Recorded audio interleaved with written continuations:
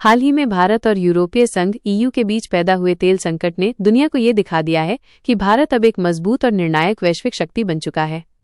यह कोई युद्ध नहीं था, बल्कि एक आर्थिक टकराव था जिसमें भारत ने अपनी रणनीतिक क्षमता का प्रदर्शन किया।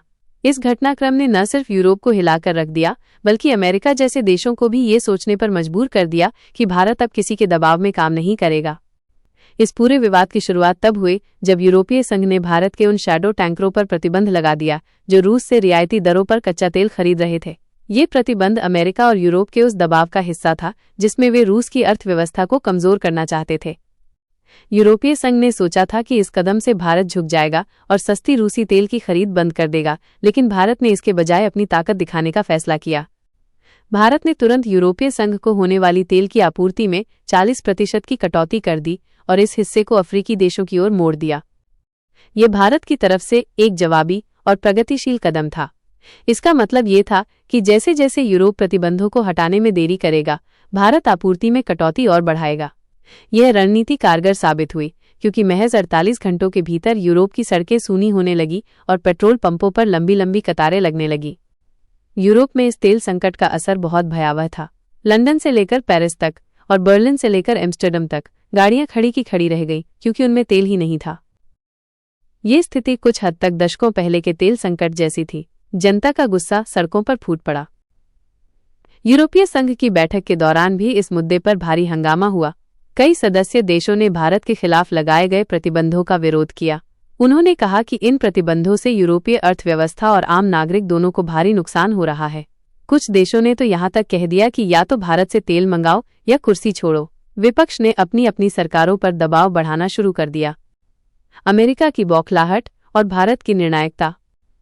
इस पूरे घटनाक्रम का मास्टरमाइंड अमेरिका माना जा रहा था। अमेरिका पर्दे के पीछे से यूरोप को नियंत्रित कर रहा था और ये सोच रहा था कि वो भारत को भी अपनी कठपुतली बना लेगा। लेकिन भारत ने अपनी कार्रवाई से ये साबित कर दिया कि वो किसी के इशारों पर नहीं चलता। जब यूरोप संकट में फंस गया तो अमेरिका खुलकर उसके समर्थन में आ गया। अमेरिकी राष्ट्रपति के एक सांसद ने तो यहाँ तक कह दिया कि हम भारत को बर्बाद कर देंगे अगर वो रूस से तेल खरीदना बंद नहीं करता। ये धमकी भारत के प्रति अमेरिका की बढ़ती बौखलाहट को दर्शाती है। दरअसल अमेरिका का कच्चा तेल रूस की तुलना में काफी महंगा है। भारत रूस से सस्ता तेल खरीदकर उसे रिफाइन करता है और यूरोप सहित दुनिया के कई देशों को बेचता है। इस तरह भारत न केवल अपनी ऊर्जा जरूरतों को पूरा करता है, बल्कि एक बड़ा आर्थिक लाभ भी कमाता है। अमेरिका चाहता है कि भारत रूस से तेल खरीदना बंद करे ताकि भारत का व्यापार अमेरिका की तरफ मुड़े और अमेरिका का व्यापार घाटा कम हो। भारत की ऊर्जा कूटनीति का भविष्य। इस पूरे घटनाक्रम ने यह साबित कर दिया है कि भारत वैश्विक तेल आपूर्ति श्रृंखला को नियंत्रित करने में एक प्रमुख भूमिका निभाता है। भारत अब केवल एक बाजार नहीं, बल्कि एक निर्णायक खिलाड़ी बन चुका है। भारत की यह प्रगतिशील कूटनीति दुनिया को एक साफ संदेश देती है कि वो अपने हितों के साथ कोई समझौता नहीं करेगा। भारत ने यह भी साफ कर दिया है कि अगर यूरोपियन यूनियन प्रतिबंध हटाने में और देरी करता है तो वो हर हफ्ते तेल की कीमतों में 10% का इजाफा करेगा। ये एक ऐसा कड़ा रुख है जो पहले शायद ही किसी ने देखा हो।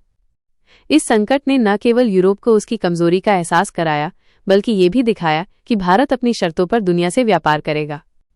क्या आप इस मुद्दे पर किसी और पहलू के बारे में जानना चाहेंगे, जैसे कि भारत की इस कार्रवाई का रूस पर क्या असर पड़ा?